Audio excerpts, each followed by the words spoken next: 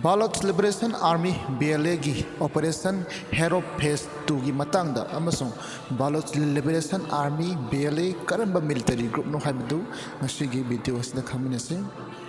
mayambu chingkhai wal YouTube channel gi maikai dagi taramda okcheri amasung channel asibu ahanba oina thanibiba taragadi subscribe tawshanbiramu amasung bell icon adu on topiramu. The Baloch Liberation Army BLA na Operation Hero Phase 2 haina thunba Operation asigi makhada Baloch Revels ki fighters na Balochistan ki district kayada mathak manau naina attack kya pangthokre haina phondorokni. Makhoi gi attack asina Pakistani troops 80 Henna Phakhre amasung item amana hostage oina purakre haina phondorokni. BLA Baloch Liberation Army na January 31 da Pongdokhiba statement amagi matungina BLA na pangtokhiba Operation Hero Phase 2 da Pakistani militants police personnel amasung counter terrorism unit habidi terrorism mayronaba laiba militant yauna personnel 80 hen hatki amasung 18 namana hostage on Phakhre makhoi operation asi pung tara hen tawkhi amasung attack asina Balochistan gi city amasung town kyada leiriba security military amasung administration ki mafam kayada target tawkhi haina phongdoli. BLA gi spokesperson Jian Baloch na phongdokhibagi mutungina makoina pangthokhiba attack single location singasi Quetta, Noxki,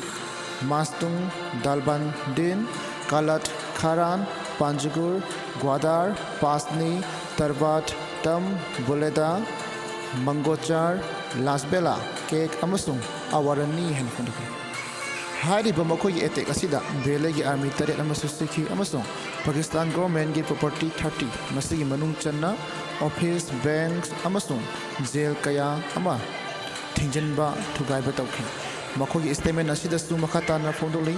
thokiba attack sing asida BLA gi fighter singna area kaya ama control tawkhi adu moina ba khauju phawbada Pakistan government na BLA na pirakliba claim sing asi verified tawraduna pakhum pirak3 mamang da thokipa thodok singa Pakistan government na pirakhiba verified singa BLA na tarukliba claim singa duga yamna khenaba kayama ukhi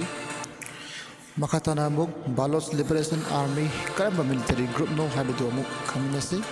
the Baloch Liberation Army asi Balochistan hariba Pakistan ki state asida operate tawduna leiba separatist militant group amani BLA से सही decades क्या दगी Pakistan दगी Balochistan बु political के resource control के अमसुंग development के ओइबा की मतंगा है बदी Balochistan बु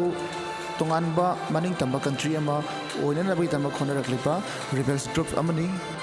हाई रिबा group असिना Pakistani security force infrastructure amasung foreign interest policy kutamoina panba yabata China Pakistan economic corridor asina singba sida sahi kayadagi attack tawduna lagni Balochistan hariba province asi Pakistan gi oina khwaidagi sabu province amani adubu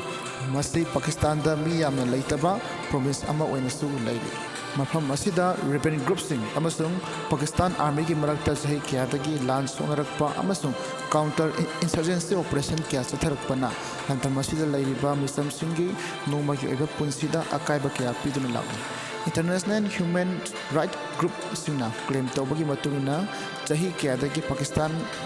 ni army singna thousands of Baloch kya hatuna lagni haina se phondori